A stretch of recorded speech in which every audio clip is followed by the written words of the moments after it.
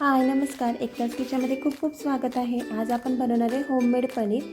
या ठिकाणी आपण 1 लिटर दूध घेतलेलं आहे. या ठिकाणी आपण गरम करून घेतलं आहे. त्याच्यामध्ये एक लिंबू आपण बिया काढून साईडला घेतलेला आहे पिळून, आणि दूध जेव्हा गरम होईल त्यावेळेस आपण त्याच्यामध्ये ॲड केलेलं आहे आणि 2 ते 3 मिनटं आपण छान शिजू द्यायचं आहे. तुम्ही पाहू शकता उकळी आली आणि आपलं दूध हे पाणी वेगळं झालेलं आहे आणि दूधचं फुटलेलं आहे, फाटलेलं आहे. तर या ठिकाणी आपण एक सुती कापड घ्यायचं आहे आणि त्याच्यामध्ये आपण गाळून घ्यायचं आहे. आणि या ठिकाणी आपण थंड पाणी 1 ग्लासभर घालणार आहे, जे लिंबाचा आंबटपणा आहे तो निघून जातो. आणि या प्रकारे आपण त्या कापडामध्ये बांधून पाणी नितळून घेतलेलं आहे. आणि या ठिकाणी आपण एक दगड किंवा असं जड वस्तू आपण त्याच्यावर ठेवायची, अर्धा ते पाऊण तास ठेवायची.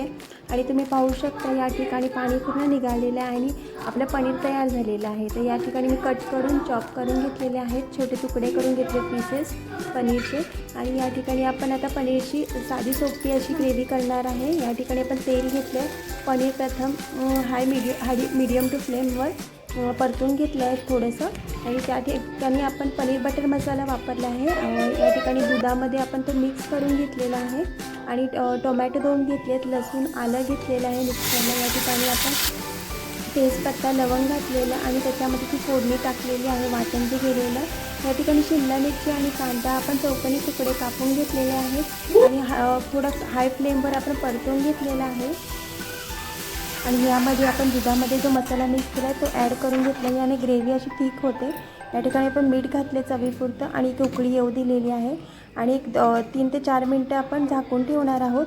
हे शिमला मिरची आपली थोडी शिजेल. आणि या ठिकाणी आपण पनीर त्याच्यामध्ये ॲड केलेलं आहे आणि झाकण ठेवून अजून 3 ते 4 मिनटं आपण शिजू दिलेलं आहे. आणि तुम्ही पाहू शकता छान असा हे कलर आलेला आहे आणि वरतून आपण फ्रेश क्रीम घातलेला आहे. आणि तुम्ही पाहू शकता असं झटपट आपल्या घरच्या घरी हे होममेड पनीर झालेलं आहे. ग्रेव्ही छान झाली आहे. तर नक्की आवडली असेल तर